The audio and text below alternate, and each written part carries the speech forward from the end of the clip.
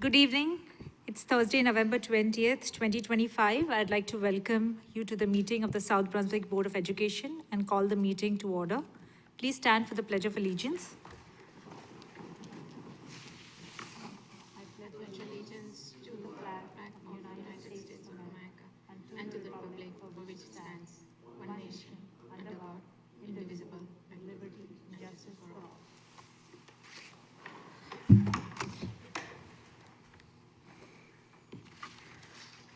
Statement of advance notice. The New Jersey Open Public Meetings Act NJSA 1046, also known as the Sunshine Law, was enacted to ensure the right of the public to have advance notice of and to attend the meetings of public bodies at which any business affecting the interest is discussed or acted upon.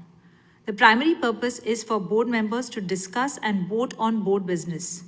In accordance with the provisions of this Act, the board secretary has caused notice to this meeting 48 hours prior, including date, time, and location to be posted in the South Brunswick Public Library and Board Office, filed with the Township Clerk, and communicated to the Home News and Star Ledger. It is also posted on the district website. Roll call, Mr. Pulaski. Ms. Julie Ferrara, Ms. Alicia Khan, Here. Mr. Raja Krishna, Mr. Barry Nathanson, Here. Mr. Mike Mitchell, Dr. Smitha Raj, Here. Mr. Rajesh Soni, Yes. Mrs. Deepa Karthik. Here. We have a quorum. May I have a motion and a second to approve tonight's meeting agenda? So moved. Mr. Nathanson, seconded by Dr. Raj. All in favor? May I have a motion for approval of the board minutes of October 27, 2025? Dr. Raj?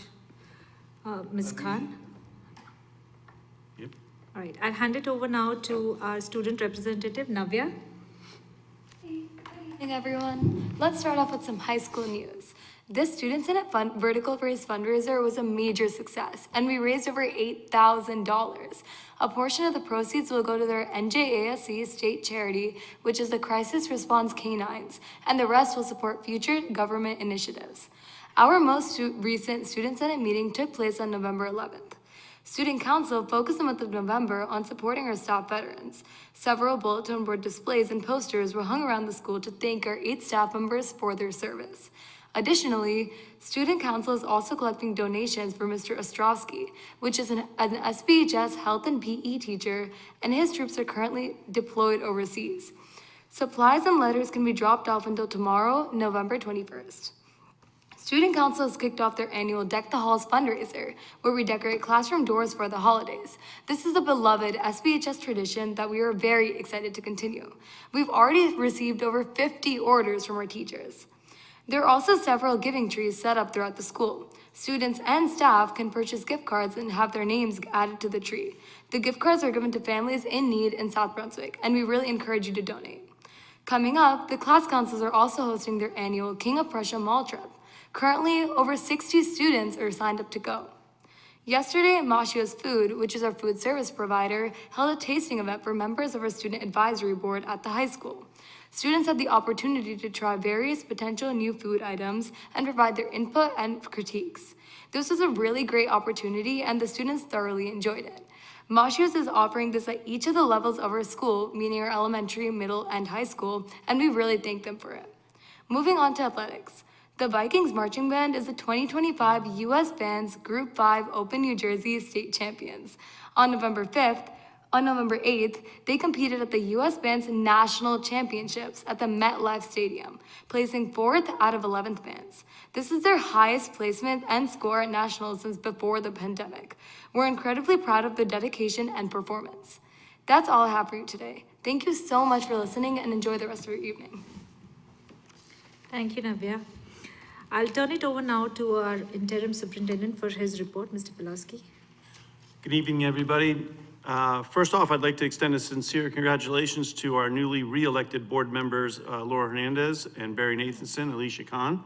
And I'd also like to welcome Devin Patel back to the board. He was a board member back in the day when, years ago, re-elected back at the dais.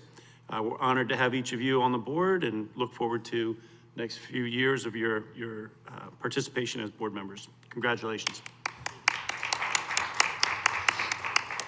We have a few things just to appreciate everybody on. We have on Wednesday, November 12th, we were able to host a parent academy. I want to thank all the families and staff and community members who joined us.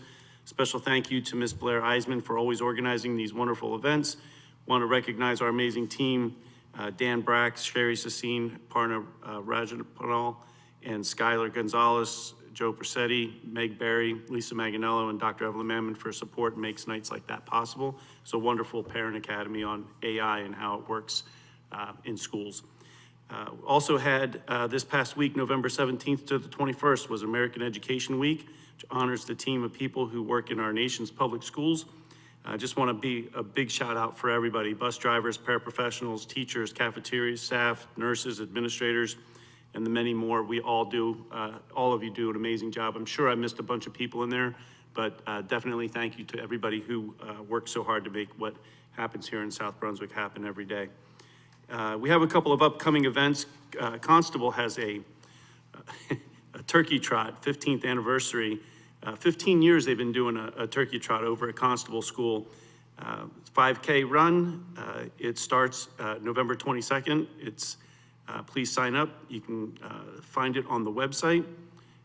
Especially delighted to welcome Dr. Dana Miller, the visionary who started it all, as guest of honor this year. So we hope to see you there Saturday, November 22nd, 2025, for the 15th annual Constable PTO Turkey Trot. Heroes and Helpers with the South Brunswick Police Department. We're always excited for this program. It's an annual Heroes and Helpers program. Is going to be taking place at Target on Route 1 on Wednesday, December 17th at 4:15 p.m. This is when one student from each school is recognized for their community involvement or leadership in some capacity.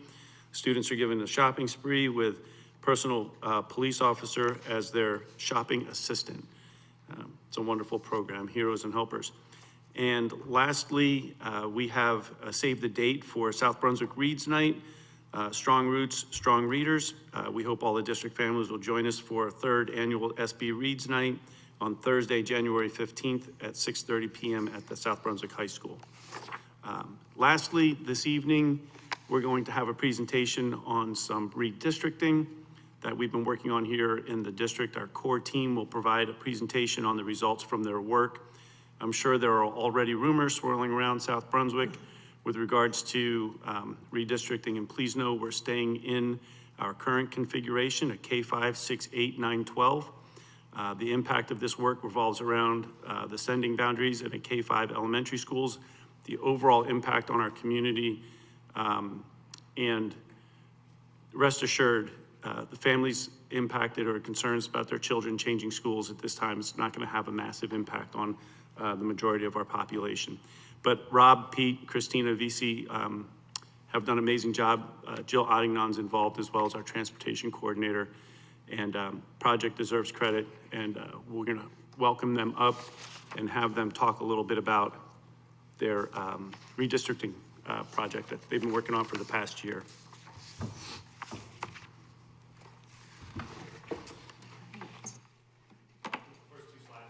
Yeah, we thought so.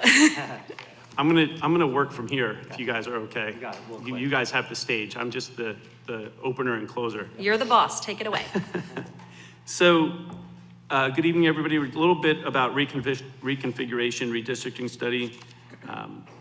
Just real quick, tonight we'll hear an important update from our team leading the district's enrollment and budget impact study. Before they begin, I want to take a moment and just recognize the tremendous amount of work that these people have put in to get to this place. Mr. Ratine, our Director of Special Projects, Mr. Sears, and our District Music Supervisor, and Ms. VC, Principal at Constable School, have been at the forefront of this initiative. They've dedicated countless hours during the school day and well into the evening to guide this complex and critically important work. Along the way, they've partnered closely with our Director of Transportation, Mrs. Ottingnon, and whose expertise and tireless work has been invaluable as well. I also want to extend my appreciation to the many staff members who've supported them in stepping in and stepping up. Constable staff, their assistant principal, Ms. Lombardi, the music staff, the transportation department, and our nurses for their flexibility and understanding as your leaders devoted significant time to this project. While a few individuals may be presenting tonight, the progress we've made on this project has been outstanding and just has only been made possible by the collective efforts of the entire district. Like, so many people are involved in this work. We're grateful for the commitment and the partnership. And as we get into this update, I want to start by sharing the reason we're doing this is because we have an enrollment and budget challenges that are coming to face South Brunswick in the next few years. And addressing these best way we can right now and working hard to not sacrifice what's best for our students. So what brought us about to this work? Like, why are we here? Well, this board has certainly been kept updated since the committee's formation almost a year ago. And the community updates have been provided frequently along the way. We wanted to very briefly remind folks watching this evening about what brought about the need for this committee in the first place. Essentially why we're studying what we're studying, and I'm going to turn it over to Peter and VC to have that conversation and share why we're here and how we got ourselves into this situation to have this study. So take it away. Thank you, David. Thank you, everyone, for having us here tonight. It's a pleasure to be back. For those who don't know, I'm Christina VC. I'm the proud principal of Constable. I'm joined tonight by Peter Ratine, the director of special projects. Robert Sears can't be with us this evening. He misses all of you, sends his best, and will be with us next time. So to answer David's question about what brought about this work, the quick summary is this. For many years now, our district's enrollment has been declining. It's been a steady decline, leaving open spaces in each building at each level in our system. However, a burst of new housing developments have been approved, are under construction, and/or have begun occupancy, bringing many new families to our township. As per the most recent demographer study, these new developments are predicted to yield 1,663 new students in the years ahead. At first glance, one might not see a problem, since enrollment has been declining and space is available as a result. But here's where things get tricky. The new developments are being built where there's land and space. The yellow areas on this map show where these new developments will be located. As you can see, they disproportionately fall on one side of Route 1, with the greatest impact to the Brooks Crossing Elementary School sending area. If boundary lines were to stay as is, the new construction would have a much more significant impact on some schools than others. This image helps to illustrate this. If our district doesn't take action, this is what the result of the new construction would be. Some schools or classes would be overcrowded, while others would have open seats available, leading to an inequitable educational experience for students and staff. In addition, some schools would run out of space with enrollment exceeding their building's capacity. It's not that we don't have space overall to accommodate many of the new families. We do. We just don't have enough space in the schools that are zoned to get the new families. So that, in short, is what brought this committee to fruition. Recognizing the many challenges that this enrollment surge would bring, coupled with ongoing fiscal concerns that have been well documented and broadcast over the past few years, our former superintendent, Scott Fetter, pulled this group together to explore solutions and next steps. Broadly, the work was to explore 4 options. The first, no change or status quo. This entailed diving into the details of the developments to see if our current structures and boundary lines could withstand the influx of students. As we shared during previous communications, this isn't an option, as the approved construction sites are moving ahead and will yield a significant surge in enrollment. Another was to consider closing a school. This would address fiscal concerns and take advantage of the declining enrollment we've been experiencing. But again, we've shared that this doesn't work because of how quickly the remaining schools would overflow, resulting in the need to reopen the building in short order. Reopening a building comes with cost, so that's a fiscally short-sighted solution. The third was to explore reconfiguring or changing the organizational structure of our schools. Any reconfiguration would of course include a level of redistricting as students would move within the new structure. Tonight, we'll share more about the reconfiguration models we've explored and why the cost of transportation, challenges with timeline, changes in leadership, and more are causing pause with these models at this time. The final option was redistricting in and of itself, meaning without reconfiguration. At this time, the committee believes that this is the best path forward. From the beginning, each presentation or update we've done has included how redistricting would have to be a part of any reconfiguration plan.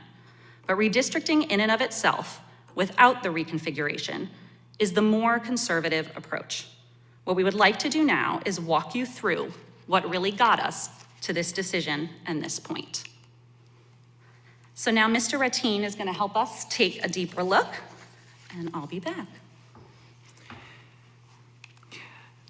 So the story starts by sharing the process that we've been using to do this work. The process is cyclical.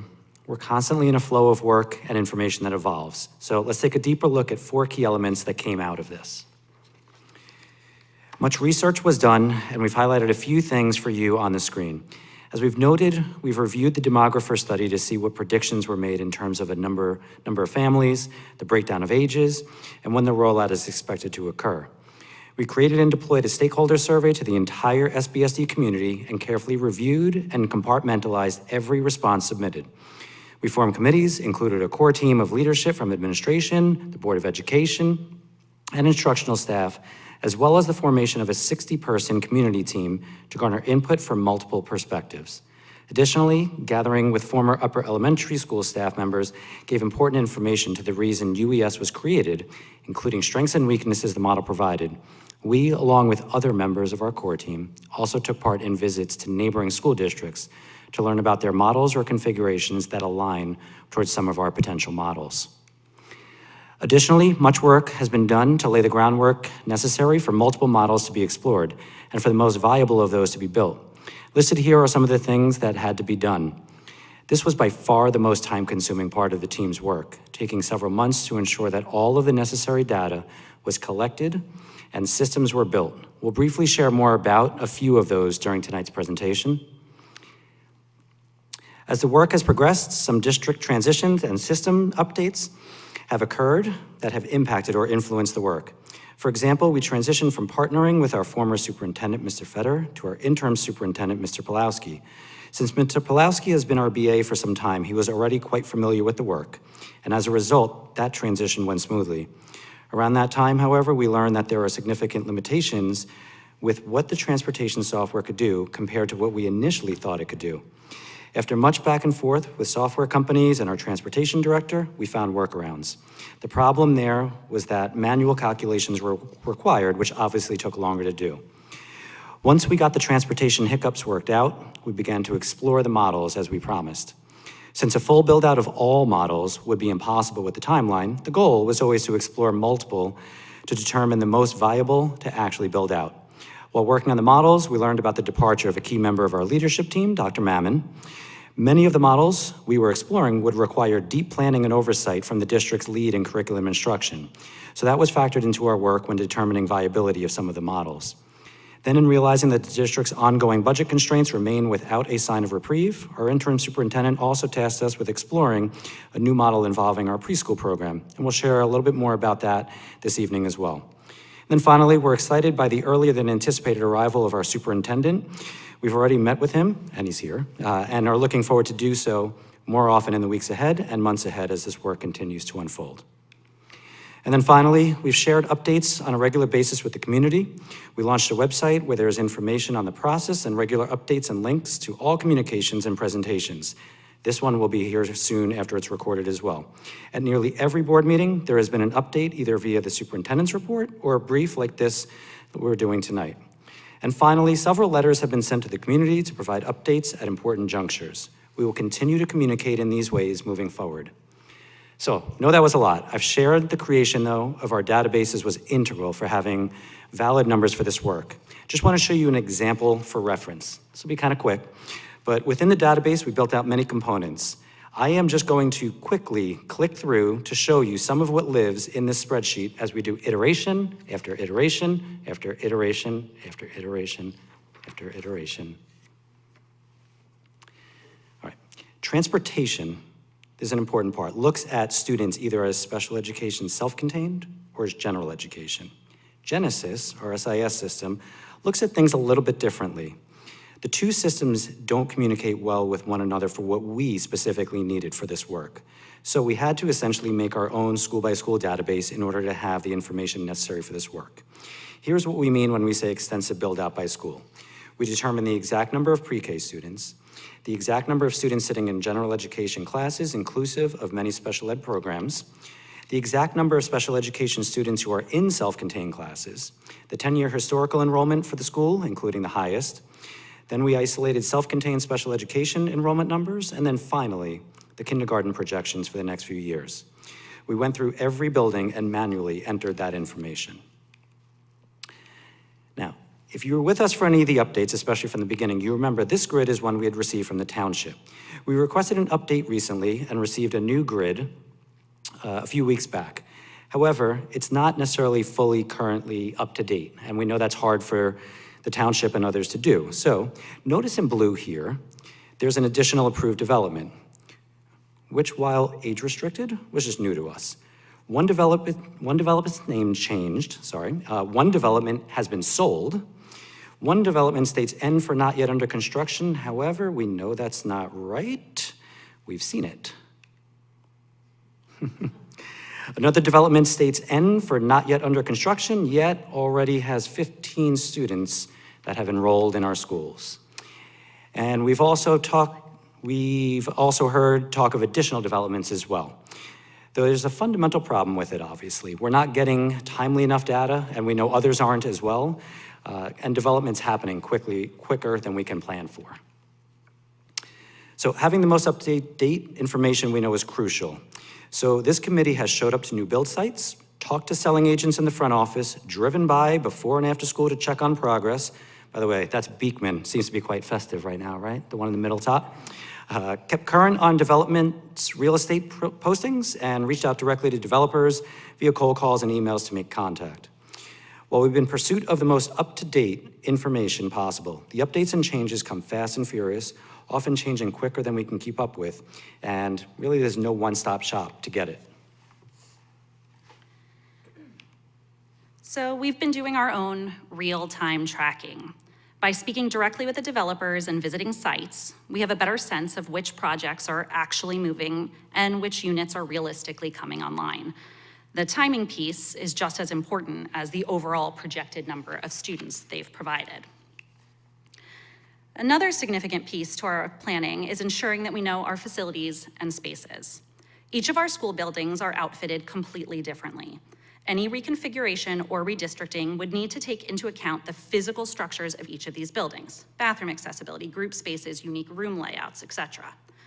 We need to know this, especially in a time when we don't have the money to make extensive adjustments to any building. Even just a redistricting requires deep knowledge of the buildings because not all of the classrooms, even within a building, are the same size and can't hold the same number of students as a result. So I'll give an example from Constable. Constable has 4 classrooms that are much smaller than the others.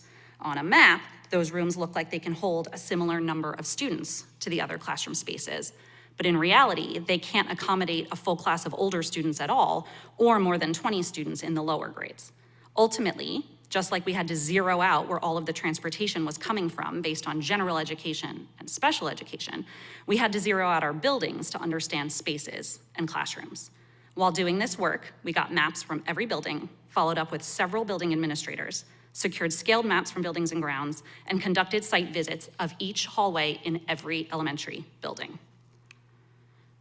And circling back to something we mentioned earlier, we have many special education programs in South Brunswick, and self-contained programs max out at a lower number of students than general education.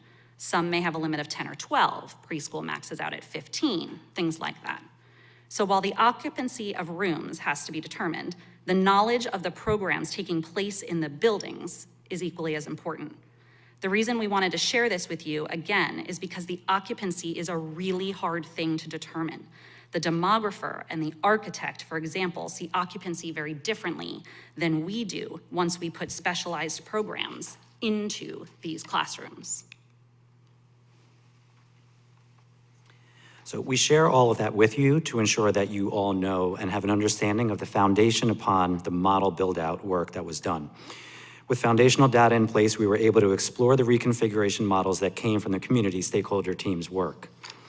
So the models to explore were these: redistricting only, as well as the model of K2 and 3-5, the model of K3 and 4-5, fifth grade to middle school, and remembering that each one of those models naturally embeds redistricting, as we mentioned earlier, and then the piece of the pre-K exploration of that expansion model.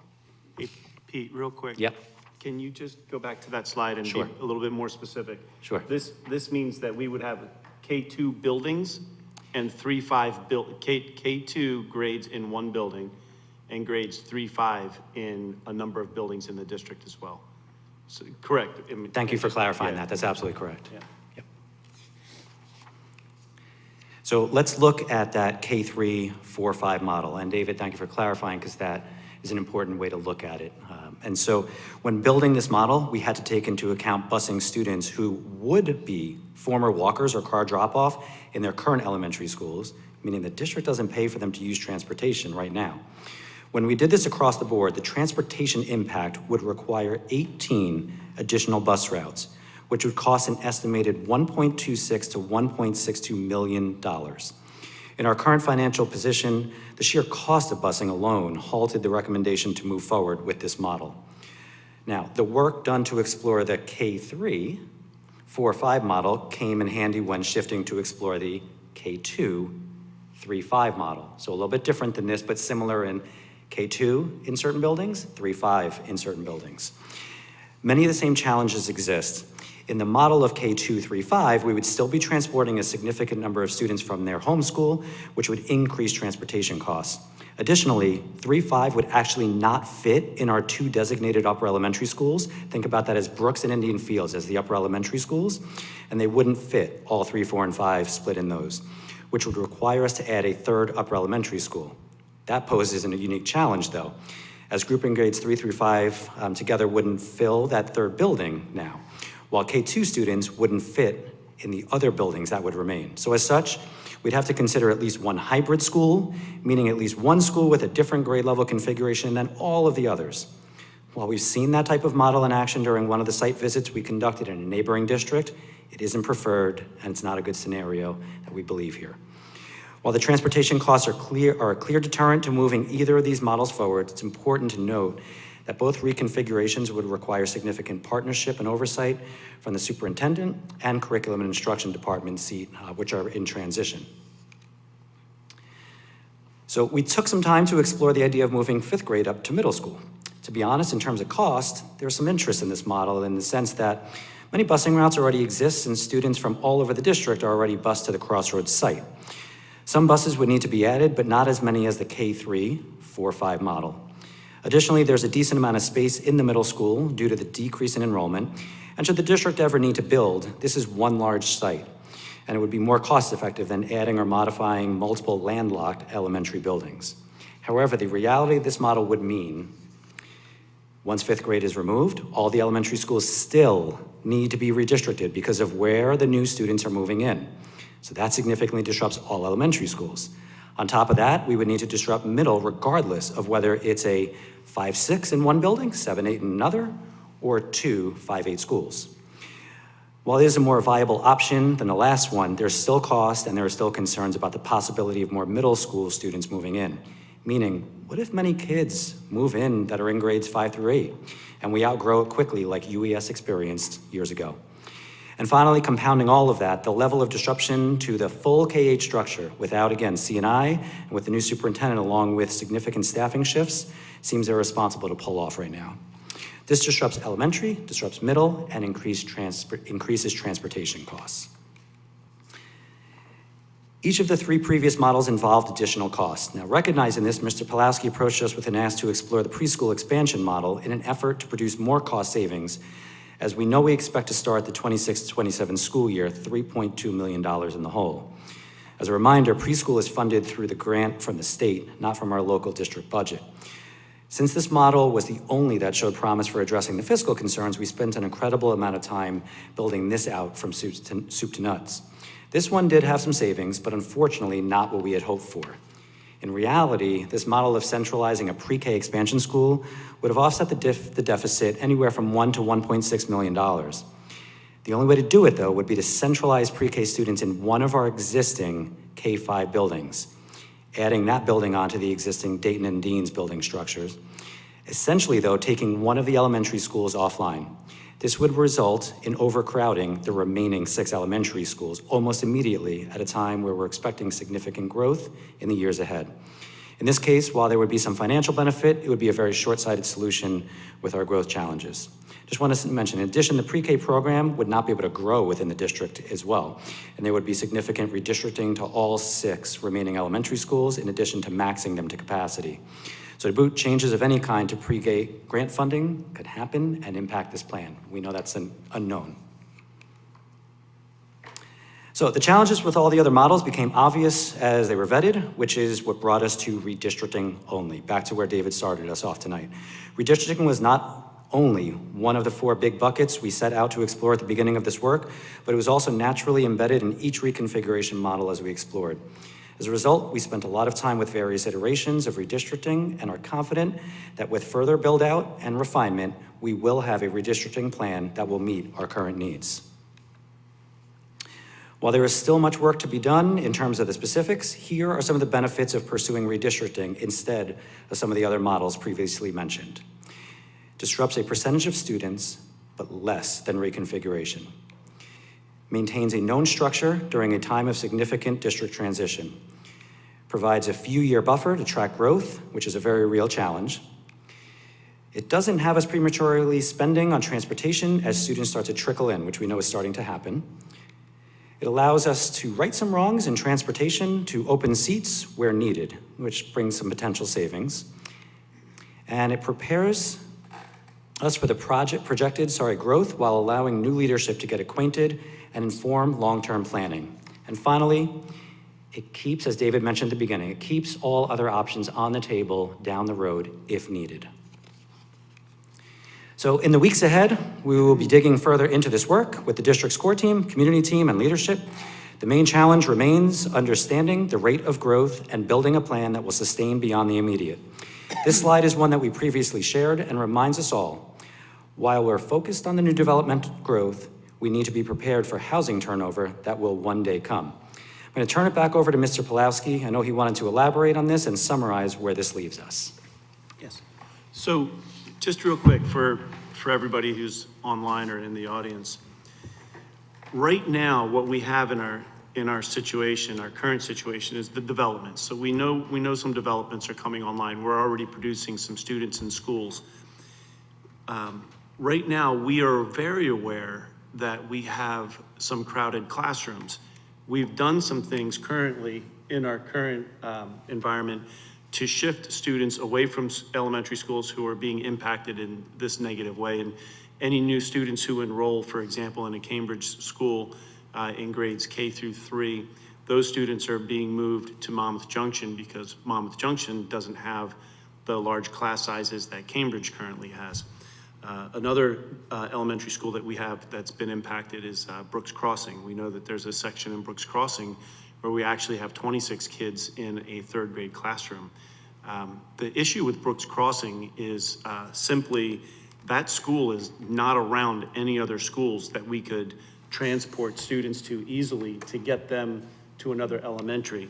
So we had a family move into Brooks Crossing. They moved in right across the street from the school. And where do we send them? You know, we're gonna send a bus that's gonna cost transportation to pick up a student who lives right across the school that they're supposed to be going to ship them across the township to Monmouth Junction.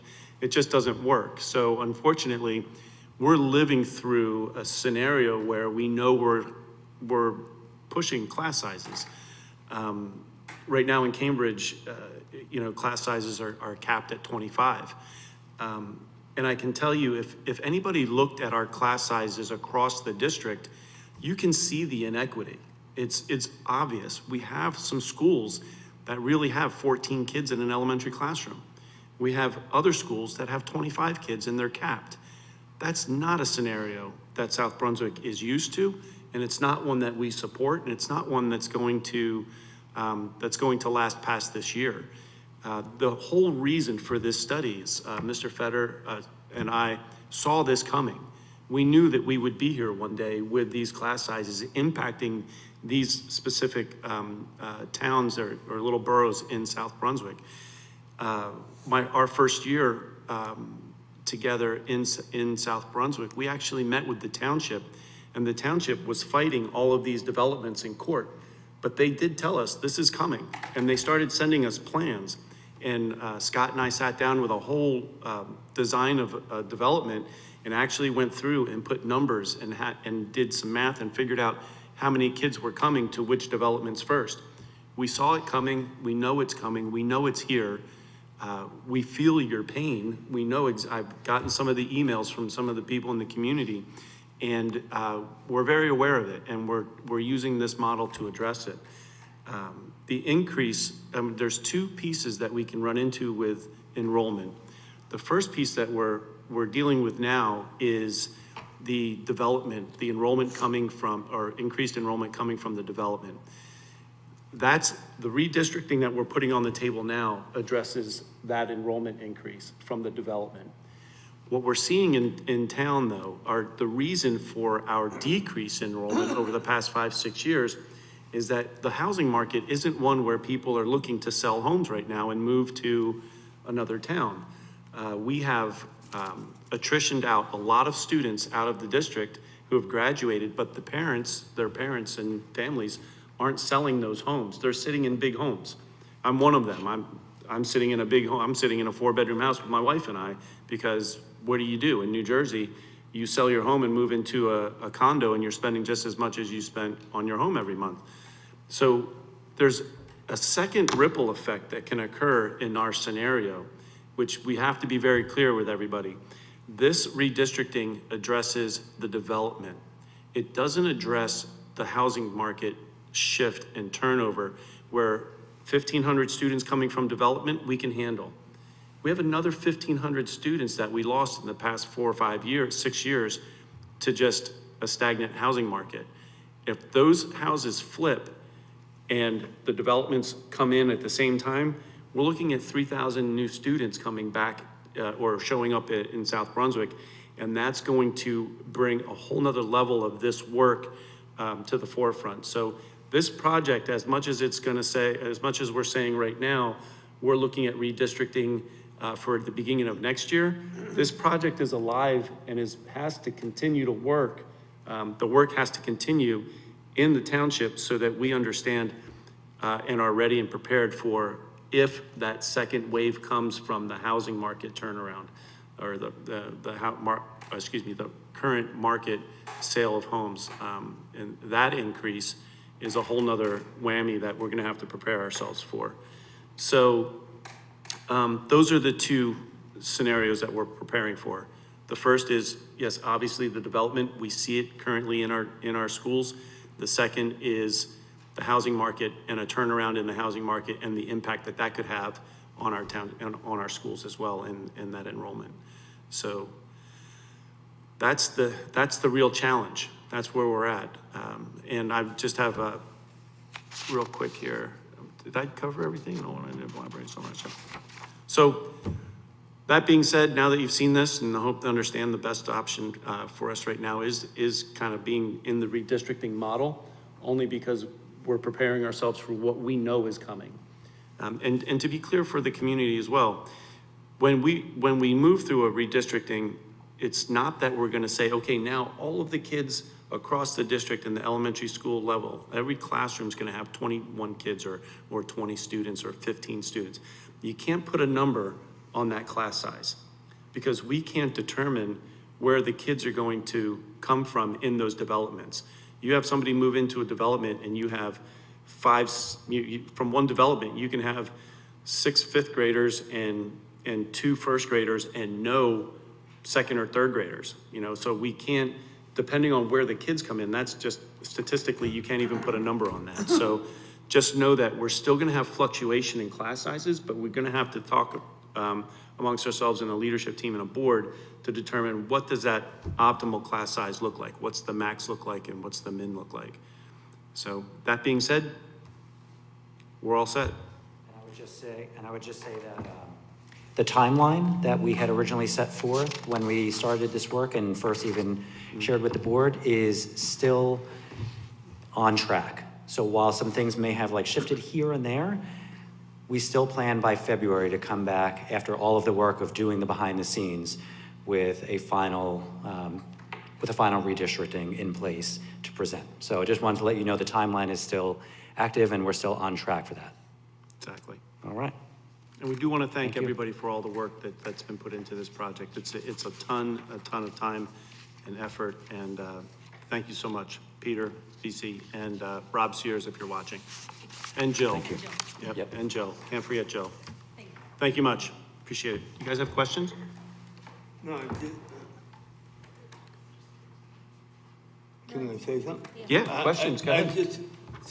I just want to compliment the committee and the leadership, you know. Rob's not here, but, you know, Peter and VC have done an amazing job, and it's not that easy. The community doesn't really know on a whole that the developments are kind of spread out throughout the town. They go all the way down Route 1, almost out of the town, and all the way the other way too, almost into Monroe. So it's kind of all over the place. And the biggest thing is last time we did a redistricting, we were talking market value homes. Now we have condos, we have houses, we have rentals, we're kind of all over the place. So, and those, and you know, you guys and I have spoken, and it's how the developers are working their development too, you know, because is it market value at this point? Was it way, at some point it was way too high and they've dropped it already? You know, so it's real hard to get a kind of grasp on, okay, well, they have 2 bedrooms or they're gonna be kids, you know, and what age are those kids? And we have no clue of that. So it's a lot of guessing involved. So I wanna thank you for all the work you've been doing. Anything else? Any other questions? Let's move on. So I just had one question, if you don't mind. Firstly, thank you so much for your work, Mr. Dean, Ms. VC. Thank you so much for all of the detailed analysis that you've put in. It's a lot of work. I had one question. You had mentioned about the interview UES. So can you expand on that? I didn't follow what that was. Many years ago, our district did something like this and formed the upper elementary school. So at that time, it was a big change. And we actually interviewed 3 district administrators. We spent like 3 hours with each one of them to learn how that transition started and how it ended. And then over the summer, we held what we called a reunion, but it was basically an interview with all the remaining staff members that we could find.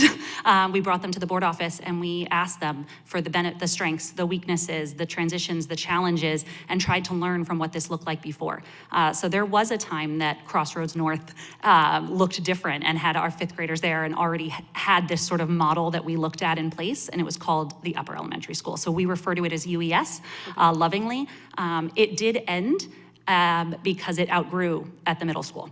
It grew faster than these two buildings could handle, and at that time, the elementaries could handle more. And so after a few years, fifth grade came back to the elementary school. But we have all that information, data, we've synthesized that. We'd be happy to share any more, if you'd like. But it was really, we wanted to make sure that we were researching with other districts, researching in general, but then putting it homegrown. What did it look like when it happened here? And what did that feel like for staff, for students, for families? And what would it look like if we tried it again? Got it. Does that help? Thank you so much. Appreciate it. All right, guess we can move on. All right, so the next order of business is board committee and liaison reports. First, I'd like to call upon Ms. Khan for the policy committee. Yes, the policy committee has not met, so I have no updates at this time. Okay. For finance, I guess Mr. Mitchell is not here, so I don't know, Mr. Pulaski, do you have anything? Did not meet, okay. Business operations, Mr. Krishna is also not here. Did not, we did meet, we talked about community solar as a project. There is a motion on your agenda to approve a bond council with Willens. Willens just went through the community solar project with Brick Township, and they have all of the specs lined out. So in terms of a bond council, they're already prepared. So us approving them tonight doesn't incur any expense. All the expenses through community solar in this project will be borne back to the contractors who are building solar. So it's a non-expense motion. It just approves them to do the workforce for the town or for the district. Got it. Okay. Education, I know Ms. Hernandez is not here. Are there any liaison reports, anybody?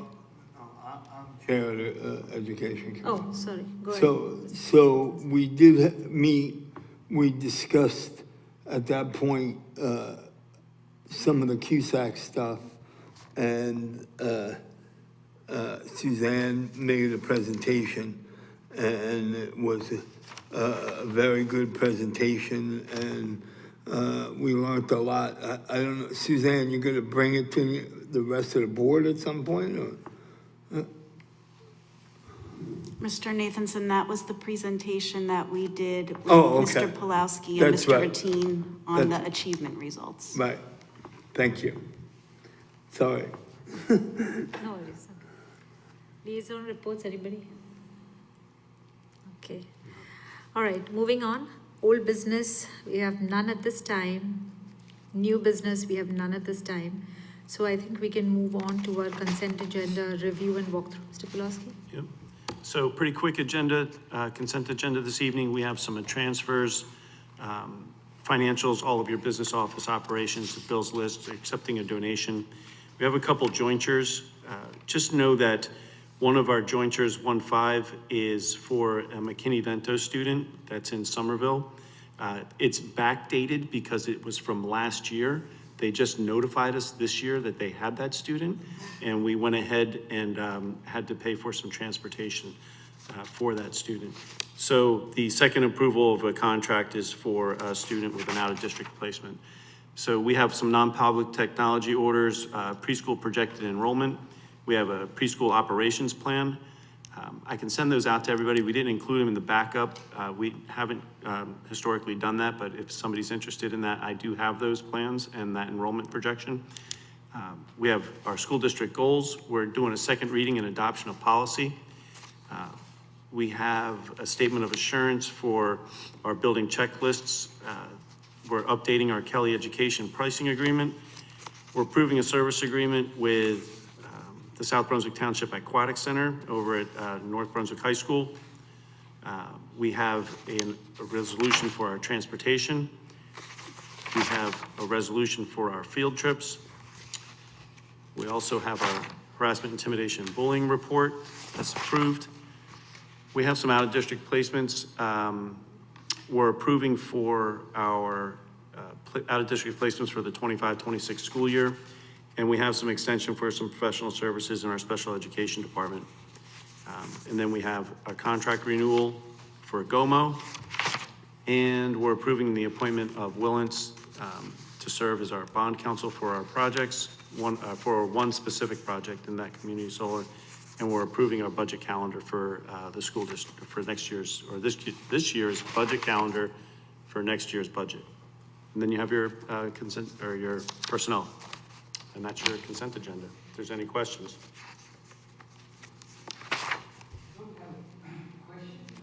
Just a comment and my observation and perspective, more specifically about district goals. So first of all, thank you. I think the V2 of, or version 2 of district goals is very good compared to what we started with previously.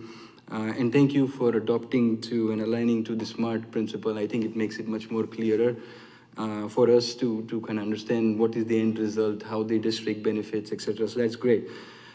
I think we are going there, but I still believe our goals are more focused towards more on the administrative side rather than the student achievements, and more on enhancing education, for example, in curriculum, or identifying more goal that we can achieve. It's a little bit of mix of approach, like reviewing, monitoring. I don't personally consider that as a goal. So I think what we should as a group have a little bit more aspiring goal that we can drive towards and meet towards it. So while, again, this is a good step, identifying KPI is good. I love the ZBB approach. I really appreciate the 5% increase goal that you have for ELA and math scores. It's very good, but I just think if we jointly have a goal to really improve our district and take it forward and above, I think we have to kind of do a little bit more on the goal side, and especially kind of focus more on student achievements and how we can get more out of it. So that's my only observation. I think it's good. It's getting along, and I understand the transitionary period. I know it's not always easy, but that's an area I would say we really need to focus a little bit more for us as a group to kind of move forward. So that's my observation. I know we have back and forth. You have my feedback more on it, but that's an area where I think we as a group should spend some time on it. Any other comments? All right, I need a motion, right, for this one? you need a motion. Okay. May I have a motion and a second for the consent agenda, please? Dr. Raj is second, moved by Mr. Nathanson. Roll call, Alicia, please. excuse me? Roll call? Yep, we're doing it. Yeah. Alicia Khan? Yes. Barry Nathanson? Yes. Dr. Smitha Raj? Yes. Mr. Rajesh Soni? Yes, for all except district goals. As I explained, I'm very happy with what we have, but I think we need to do a little bit more, focusing on areas which will take our school district forward. Thank you. Ms. Deepa Karthik? Yes. Motion carries. All right. Moving on to public comments on any topic. We have some pre-registrations this evening for public comment. All right, I do need to read the notice. Oh, yeah, right? yep, Yes. you're gonna do your thing Yeah. first, go ahead.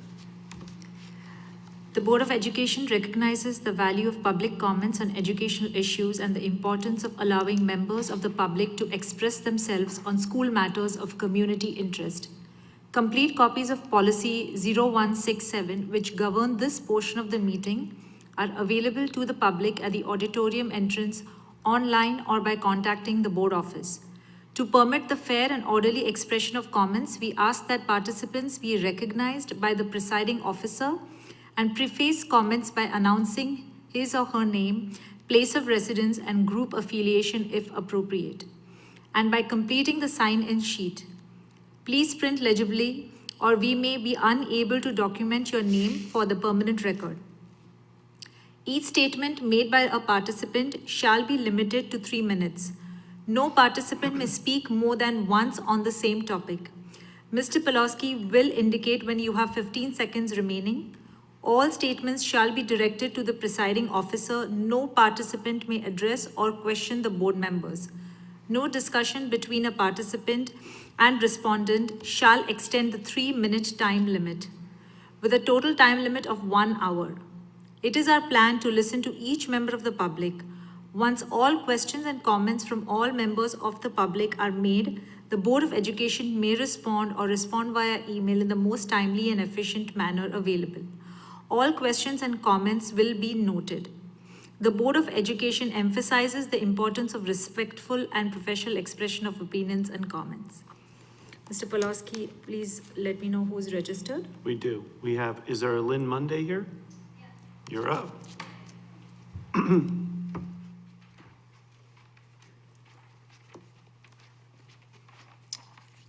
Hi, my name is Lynn Monday. I have 3 children currently enrolled in South Brunswick schools. I have a 9th grader at the high school, a 7th grader at Crossroads South, and a 4th grader at Indian Fields.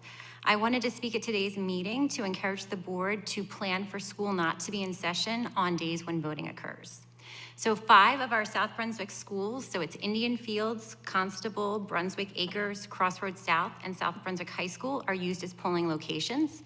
Polling sites are specifically picked because they can accommodate a large number of people to both come and leave the school. Unfortunately, what this means for those 5 schools and the students that are in them, they become accessible to a large number of people without any normal security measures that are usually in place.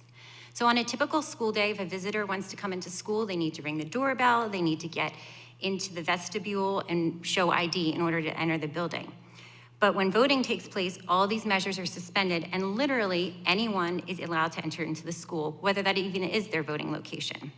Our schools do their best to limit people to the voting areas, but truthfully, access inside the school building provides more than enough opportunity if someone were to come with ill intentions. This year's election saw an increase in the number of threats at polling locations in New Jersey, including one at North Brunswick. And while South Brunswick has not had issues in the past, decisions about safety need to be made with focus on potential risks. We see many schools across the state proactively closing on election day, and I would like to ask the board to close South Brunswick schools on days when voting will occur. The date for this school year for voting still is on Tuesday, June 2nd. The dates that will occur in the 2026-27 calendar are November 3rd, 2026, and June 8th, 2027. Having this conversation now and making the decision not to have school in session when voting takes place gives us the certainty that we'll never have to answer the question, why did we ignore the risks and have children present in schools on election day? Thank you. Thank you.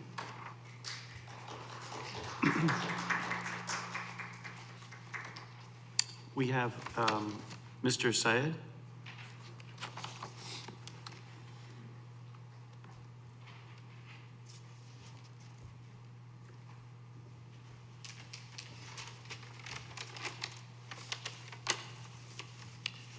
Good evening, everybody. My name is Arid Syed. I'm a South Brunswick resident.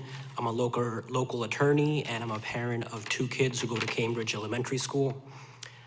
I'm here on behalf of many Cambridge families who are concerned about classroom support and large class sizes at our schools. We appreciate the district's transparency and the written response we received from Mr. Pulowski. We understand the challenges created by the S2 funding and the strain it has placed on staffing. However, despite these challenges, the reality is many Cambridge classes have 25 to 28 students. My daughter's own 1st grade class has 25 students with a teacher teaching for her 1st year with 25 rambunctious 1st graders and no support. I'm sure many of you here have heard about this specific class at Cambridge Elementary School. The teachers are doing whatever they can, but the current structure makes it incredibly difficult to meet the academic, behavioral, and emotional needs of such large groups of young children. At Back to School night, members of the Cambridge faculty shared that teachers are struggling and feels that their hands are tied. They encourage parents to speak up at the Board of Education meetings because they feel they cannot advocate for themselves publicly. And I think that is a grave issue. Our parent group now has over 100 signatures on a petition asking for additional classroom support. Families are united, respectful, and committed to working with the district, not against it. Now, I understand there's a redistricting plan in place, and I commend everybody on their hard work. But to be quite frank, it's not good enough. My daughter needs to go to school tomorrow. Our kids have to be in school until June 26th, and we cannot wait until the new school year for something that may or may not help them. They're in 1st grade, and numerous parents are complaining. We all talk. We're all on WhatsApp now. Everybody knows each other, and everybody is extremely upset in the first grade and specifically in this class. Kids do not want to go inside the school building. Come to Cambridge Elementary School any morning and you'll see little children hugging onto their parents, crying, not wanting to go in the building. And this is a huge problem. I understand first graders are young, they're rambunctious. Not many have self-control. That's why the teachers need support. They need paraprofessionals or student aides, teachers' aides. Thank you. There was a program with the colleges, and Thank I you, sir. understand there's. Your 3 minutes, thank you. Thank you. I just want to finish with something needs to be done because these first graders do not want to go into the school. Kids who were in kindergarten who loved school, now they're Thank you. scared to go to class, and the Board of Education needs to make changes today, not in the next school year. Thank you. Thank you.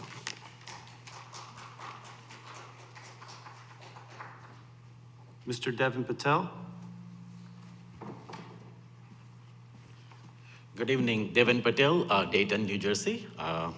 Dear Ms. Vice President, Board of Members, and the community, South Brunswick community, I would like to take an opportunity to thank you for electing me to this board. I am honored and I'm honored by your support and confidence in me. So I do hear all the comments and everything. That's what all the feedback also got during my campaign. And I ran my election campaign on base of experience, collaboration, and progress. And that's what I'm committed to delivering my promises. I look forward to working with you, the Board of Education member, my fellow Board of Education members, my administrative team, to make our kids' future better and betterment of this town. Thank you. Thank you. It's open. Any other public comment?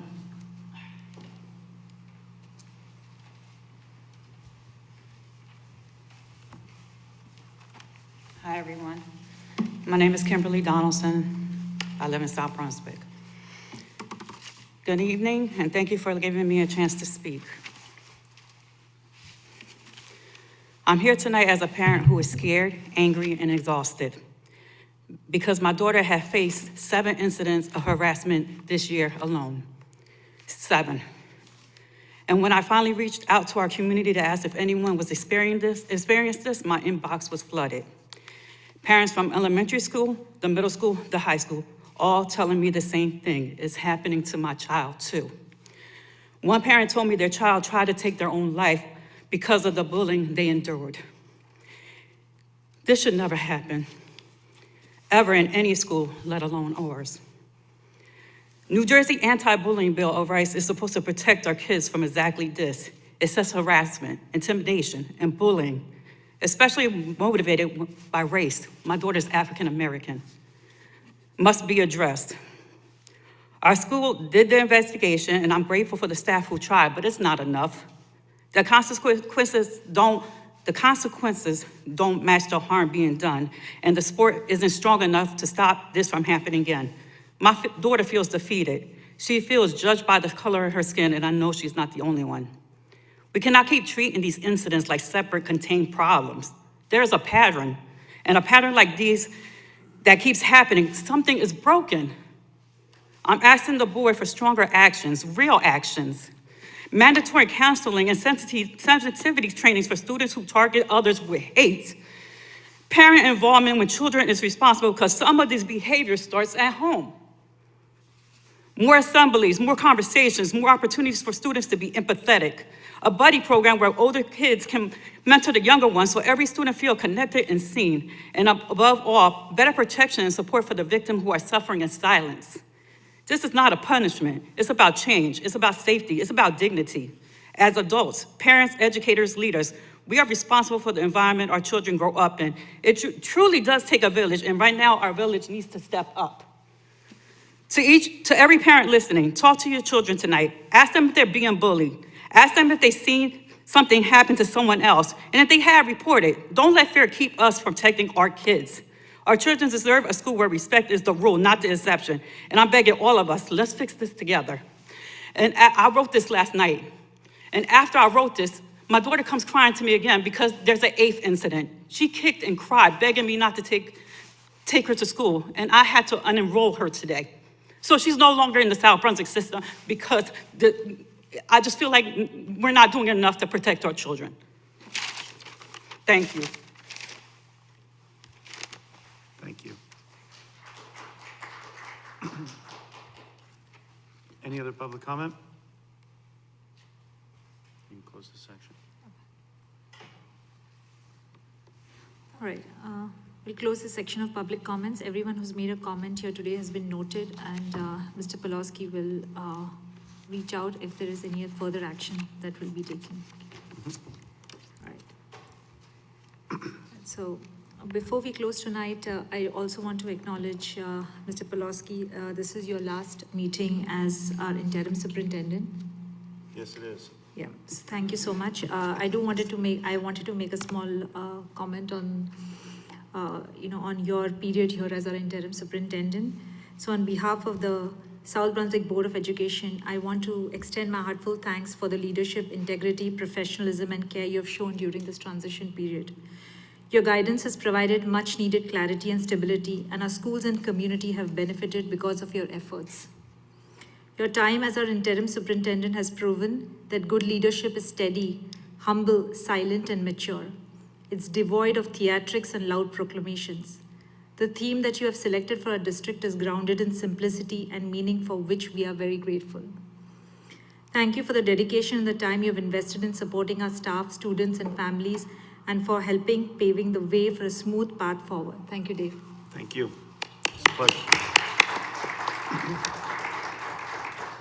I truly appreciate the opportunity. It was a learning experience, definitely. Dr. Raj has a quick comment. Thank One you. more? Yeah, thank you. I would. I'm coming back to work tomorrow, just so everybody's aware. Yes, of course. Okay. But appreciate everything that you did, and keeping the ship steady.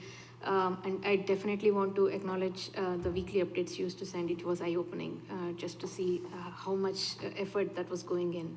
Perfect. Thank you. Yep. All right. All good? All good. All right. So I think we can close our meeting for tonight. Thank you, everyone who's watching and who've come. A motion to adjourn, please. Move. Nathanson. Dr. Raj, second. Moved by Nathanson. Mr. Nathanson. Okay. All right. Good night. Do you have the next meeting is? Yes, our next meeting is, sorry, I don't have the date here. Thursday, Yeah, it's December Dece- 19th. December 19th. December 19th, I believe. Okay. So we may meet next December 19, 2025. 18th. December Sorry. 18th. My mistake. All right. Okay. All right. Thank you, South Brunswick. Thank you, everyone, for coming here tonight.